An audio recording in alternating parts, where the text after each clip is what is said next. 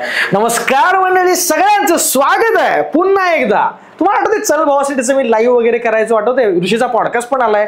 पण तुम्हाला आठवते का की ऋषी बरोबर एक जोडी होती, ऋषी बरोबर म्हणण्यापेक्षा शो मध्ये एक जोडी होती की ज्या जोडीची जी म्हणजे फॅन फॉलोअर एवढी वाढल्यात की आपल्या लाईव्ह मध्ये देखील एवढी लोक कमेंट करायचे. ते दुसरं कोण नाही तर आपला सगळ्यांचा आवडता, सगळ्यांचा चाहता एक स्टार व्यक्तिमत्व जे बनलंय सध्या सगळीकडे, सातारचा रांगडा म्हटला तरी चालेल. तो स्वतः आपल्या आजच्या या शब्दवेळेच्या एपिसोडमध्ये, पॉडकास्टच्या एपिसोडमध्ये स्वतः ॲज अ गेस्ट म्हणून आलाय अथर्व. नमस्कार, मी अथर्व जगताप. गावाला राम राम आणि शहराला व्हॉट्सअप. अरे वा, पावड बाय अमृत लोणी राहू दे. अथर्व, सगळ्यात पहिली गोष्ट कसा आहेस? मी एकदम मजेत आहे आणि सगळ्यांनाच मजेत ठेवतोय बाहेर येऊन पण. क्या बात आहे, क्या बात आहे. शो बद्दलच पहिला प्रश्न माझा असा आहे की ज्या दिवशी तू शो मध्ये जायचं निर्णय घेतलास किंवा ज्या दिवशी तुला कळालं की असं असं जी मराठी ह्या ब्रँड कडनं किंवा ह्या लेबल कडनं तुला असं इन्क्वायरी आलं, त्या दिवस कसा होता? सकाळपासूनचा दिवस कसा होता मला सांग. तो दिवस माझा असा होता की तेव्हा मला पहिल्यांदा तर माहित नव्हतं की त्या दिवशी काय होणार आहे. जेव्हा सिलेक्शन चाललेली, पोरं बघायची चाललेली, तेव्हा मी मैदानाचीच तयारी चाललेली माझी. आणि मैदानाची तयारी करत असताना बैल धुवायला घेतला आणि बावधन मध्ये होतो तेव्हा मी. बैल धुवायला घेतला आणि रस्त्यानं दोन माणसं चाललेली. ती गावातला एक माणूस आहे आमच्या, त्यांच्यावरती दोघ जण होती. ती बैल बघून बैलापाशी आली.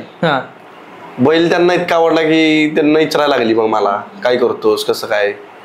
मला काय तेव्हा इंटरेस्ट, आपले माझ्या मी बैल धुवायच्या नादात म्हणलं आपलं बैल धुवायचा, वजा आणाय जायचे, आपली कामं तीच डोक्यात. माझ्या कशाला डोक्यात येते की बाबा ही शो आली आहेत का काय, ते अगोदर सांगितलं बी नाही. ती पहिला विचारायला लागली सगळी माहिती. मला बी आपल्या सगळ्यांबरोबर हसून खेळून बोलायची सवय. म्हणजे ती दोन लोक जी तू म्हणायला लागलायस ती तुझ्याकडे विचारपूस करायला आलेली? ओके. डायरेक्ट त्यांनी विचारपूस करायला सुरुवात केली. मी बी मग मला बी माणसांबरोबर आपली बोलायला चालायची सवय. बरोबर.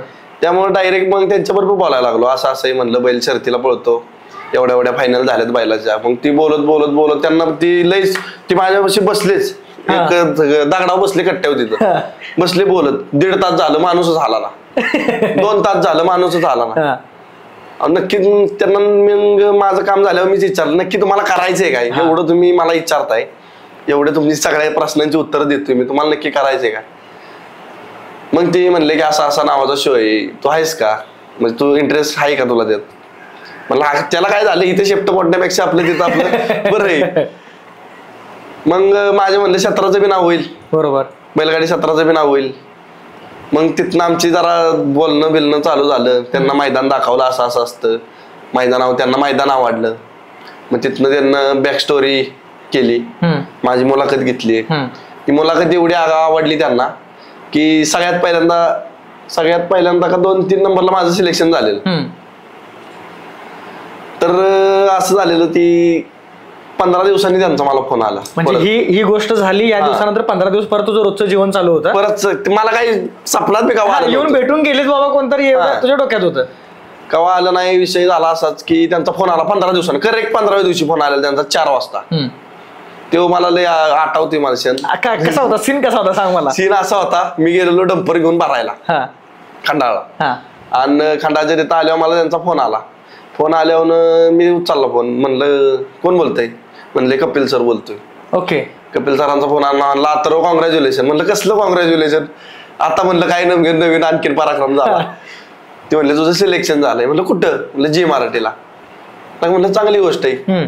तिथनं मी माझ्या जोडीदाराला सौरभला फोन लावला. म्हणलं असं असं झालंय.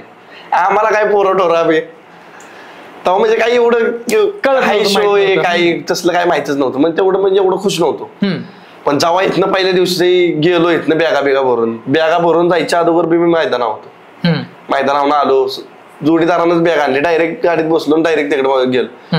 स्टेजवर गेल्यावर माणसं बघून लागले की डोळं फिरायला माझं, एवढी माणसं बघून. पण तेवढं बी आम्हाला जेवढं हीच केलेलं की बाबा बोलायचंच. काही झालं तरी पहिला दिवस तुमचा फाटल नाही तर तुटल, एकदाच काही पण बोलायचं. तिथं जाऊन जे आपण इम्प्रेशन पाडलं, अनुश्री माने होती माझ्यावर, बस तिनं बी साथ दिली. तिनं बी चांगली बोलली तेव्हा तिथं. आणि ती आता भागातली असल्यामुळे आपल्या बरोबर बोलायला जरा काय वाटलं नाही, भीती वाटली नाही त्याच्यावर. नाहीतर पहिल्याच वेळेस असं बाहेरच्या पुरीवर बोलायचं म्हणल्यावर धाड धाड धाड धाड धाड चालू, भीती वाटली नाही. ती बोलत बोलत एकदम मग चांगला जे असं सगळ्यांना आवडलं ती आपली व्हिडिओ इतकी व्हायरल झाली की ती माणसांना आता सगळीकडे मला तर ती 10 वेळा दिवसातनं तीच दिसते. खरं खरं.